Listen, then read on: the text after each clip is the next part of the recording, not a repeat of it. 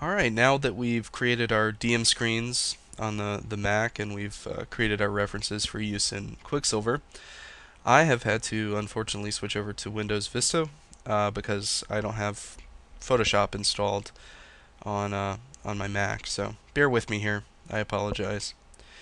The first thing that I'm going to do to actually create my encounter is to go to the Dungeons and Dragons website and log into D&D Insider. Um, I'm going to use a couple of tools that are used in the D&DI, and the first of those is located under Bonus Tools. Monster Builder, recently released, probably would help you in a similar workflow, but I'm going to skip over that now and just talk about my current workflow. I'm going to go now to the D&D Encounter Builder. Okay, so some of you have probably used this in the past. It's a Flash-based encounter builder, and it allows you to go through, create an encounter name. There we go, Volcano, and just enter in your information about your party to create an XP budget. You want to click on Build Encounter up here to go to the next step. Not the most intuitive thing in the world, but there we go.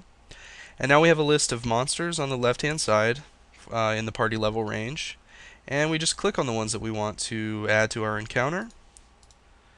And we'll just very quickly go through and add some guys here. I'm not really creating a very balanced encounter here. The cool thing about this little tool is that if you hover over an item, it tells you the role, the level, the keywords for the monster, and the experience. Down at the bottom here, you can also see where your encounter is as far as its XP budget. Right now, our encounter is still too easy. That's fine for now, but because I'm just interested in throwing my guys something that's fairly simple. So before I actually click on Display and Print, which is the next step here in the Encounter Builder, I'm going to actually click on and create stat blocks for all of these guys. And it's not very well advertised, but if you click on the little icon here next to the name, it's going to open up the stat block in the D&D Compendium. So I'm going to open up one for each unique monster in my encounter here. And here we have all 4 monsters. The next thing that I'm going to do is I'm going to take a screenshot of this stat block and I'm going to plug it into Photoshop. And I use this tool that's called Fastone Editor, and it lets me just click and drag my selection here, and it opens it up in the editor right here. And then I can just copy this by clicking this button or hitting Control-C, and then I go over to Photoshop. I'm going to create a new document that is exactly the size of my MacBook screen, 1280 by 800. And I'm going to paste my new stat block in and kind of move it over here. So I just do this for all the monsters.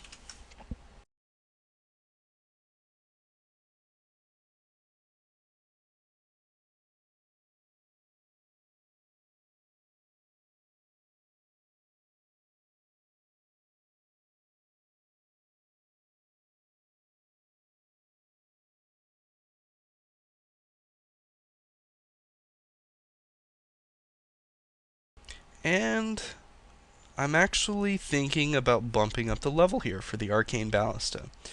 So in order to do that, you basically, what I like to do instead of actually editing the text in Photoshop, is I like to just edit the HTML here.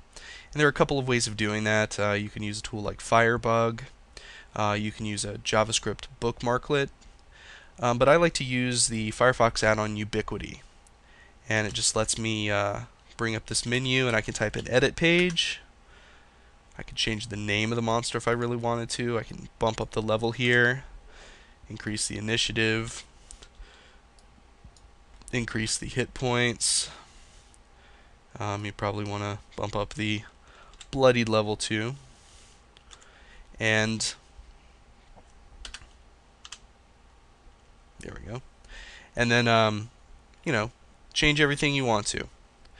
The cool thing with with ubiquity is you can really change any website. So use it on your friends. It's a lot of fun. So once I'm done, I'm going to stop editing the page, and I'll take my screenshot. Here we go. And paste that block into Firefox. So it looks like I've kind of run into a space issue here. I can't really fit these onto this into my MacBook screen, so I can actually go over here in the layers, select all of them, and decrease them a little bit in size, and move them around a little bit more now.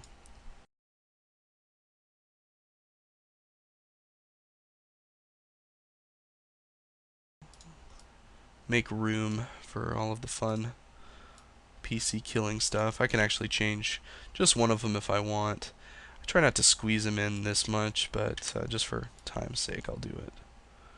Okay, and what I have here, it's not the prettiest thing in the world, but it certainly works. I have 4 monsters, and most importantly, I have some room over here to actually drop in some information about the encounter itself. So what I like to do next is, first of all, save this as a JPEG. So we'll save it as encounter 1. I'm actually going to save it on my my MacBook through the network here.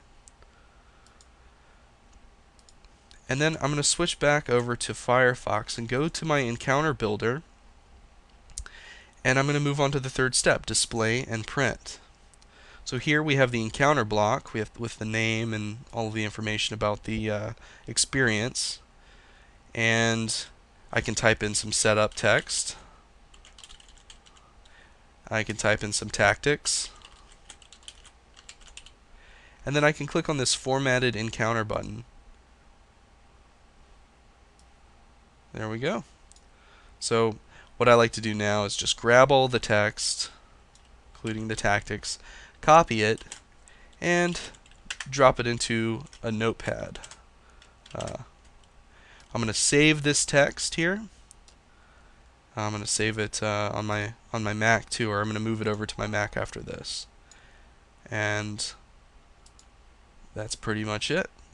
So I'm going to switch back over to the Mac, and we can take a look at what this is all going to look like once we're at the table.